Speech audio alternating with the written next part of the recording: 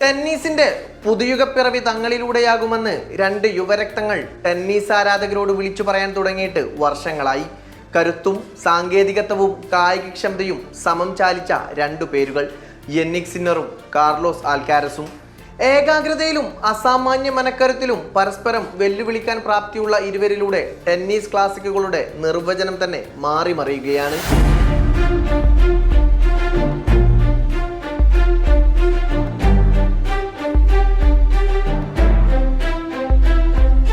കൃത്യമായ സർവുകളും തന്റെ നിയന്ത്രണത്തിലുള്ള ബാക്ക് ഹാൻഡുകളുമാണ് സിന്നറിന്റെ ആയുധങ്ങളെങ്കിൽ അതിവേഗ ആക്സിലറേഷനും നെറ്റിലെ കൈയടക്കവും ആൽക്കാരസിനെ വേറിട്ടു നിർത്തുന്നു. ഫ്രഞ്ച് ഓപ്പൺ ഇന്നുവരെയും കണ്ടിട്ടില്ലാത്ത 5 മണിക്കൂറും 29 മിനിറ്റുകളും നീണ്ടുനിന്ന, അക്ഷരാർത്ഥത്തിൽ പാരീസിലെ റോളൻ ഗാരോസിന് തീയിട്ട ഐതിഹാസിക കലാശ പോരാട്ടം കഴിഞ്ഞ് മാസമൊന്ന് പിന്നിടുന്നേ ഉള്ളൂ. അടിയും തിരിച്ചടിയും കണ്ട മത്സരത്തിൽ 2 സെറ്റുകൾക്ക് പിന്നിൽ നിന്ന ശേഷം 3 ചാമ്പ്യൻഷിപ്പുകൾ പോയിന്റുകൾ ബ്രേക്ക് ചെയ്ത് അൽക്കാരസ് സിന്നറിനെ മുട്ടുകുത്തിക്കുമ്പോൾ ഇരുവരും ചരിത്രത്താളുകളിൽ ഇടം പിടിച്ചു കഴിഞ്ഞിരുന്നു. കപ്പിനും ചുണ്ടിനുമിടയിൽ നഷ്ടപ്പെട്ട ഫ്രഞ്ച് ഓപ്പൺ മുത്തം സിന്നർ മറന്നിട്ടുണ്ടായിരുന്നില്ല. ആ മത്സരത്തോളം തന്നെ ഉത്തേജിപ്പിക്കുന്ന ഒന്ന് അൽക്കാരസിനുമില്ലായിരുന്നു.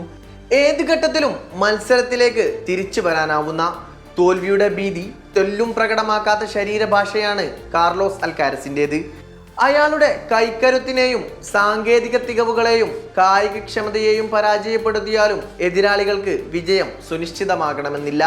മത്സരം കൈവിട്ടു പോകുന്ന ഒരു നിമിഷത്തിൽ നിന്നും തിരിച്ചു പിടിക്കാനുള്ള അയാളുടെ മനക്കരുത്തിനും കൂടി കടിഞ്ഞാണിട്ടാലാണ് എതിരാളികൾക്ക് അന്തിമ വിജയം സാധ്യമാവുക.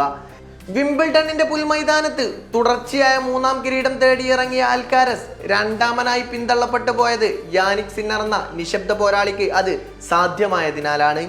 2-നെതിരെ 4 ഗെയിമുകൾക്ക് മുന്നിട്ട് നിന്ന ശേഷം തുടർച്ചയായി വരുത്തിയ ചില പിഴവുകളെ മുതലെടുത്ത് പ്രയാസങ്ങളേതുമില്ലാതെ അൽക്കാരസ് 1ാം സെറ്റ് നേടുമ്പോൾ പാരീസിലെ കളിമൺ കോർട്ടിലെ ഹൃദയഭേദകമായ ഫലം ഒരിക്കൽ കൂടെ ആവർത്തിക്കപ്പെടുന്നതിന്റെ സൂചനകൾ പ്രകടമായി.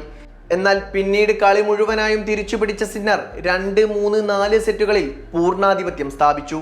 പതിയ മത്സരത്തിലെ ഗ്രിപ്പ് നഷ്ടമായ ആൽക്കാരസിന്റെ അവസാന പ്രതീക്ഷ ഫ്രഞ്ച് ഓപ്പണിലേതുപോലെയുള്ളൊരു അത്ഭുതമായിരുന്നു. ഇന്നലെ പക്ഷേ അതുണ്ടായില്ല. ജയിക്കുമ്പോഴും തോൽക്കുമ്പോഴും അയാൾക്കയാളെ നഷ്ടപ്പെടുന്നില്ലെന്നതാണ് കോർട്ടിൽ സിന്നറിന്റെ പ്രത്യേകത. ഫ്രഞ്ച് ഓപ്പൺ കപ്പിനും ചുണ്ടിനുമിടയിൽ നഷ്ടപ്പെട്ടപ്പോഴും അതേ എതിരാളിയെ സമ്പൂർണമായി കീഴടക്കി വിംബിൾഡണിൽ മുത്തമിട്ടപ്പോഴും ഒരേ വികാരം. എതിരാളികളെ അഭിനന്ദിക്കാനും തോൽവി സമ്മതിക്കാനും ജയിക്കുമ്പോൾ നിലമറക്കാതിരിക്കാനും സാധിക്കുന്ന കോർട്ടിലെ സംയമനം. ഇന്നെനിക്കുറങ്ങാൻ സാധിക്കില്ലെന്ന് ഫ്രഞ്ച് ഓപ്പൺ വേദിയിൽ വിതുമ്പി പറഞ്ഞ യാനിക് സിന്നറിന് തൽക്കാലം ആ വേദന മറക്കാം. അന്നത്തെ പാപക്കറ വിംബിൾഡന്റെ പുൽത്തകിടിയിൽ അയാൾ കഴുകിക്കളഞ്ഞിരിക്കുന്നു. ടെന്നീസ് കോർട്ടിൽ നിന്നും സാധ്യമായ ഏറ്റവും മൂല്യമുള്ള കിരീട നേട്ടത്തിലേക്കുള്ള ഒരു സെർവിലൂടെ.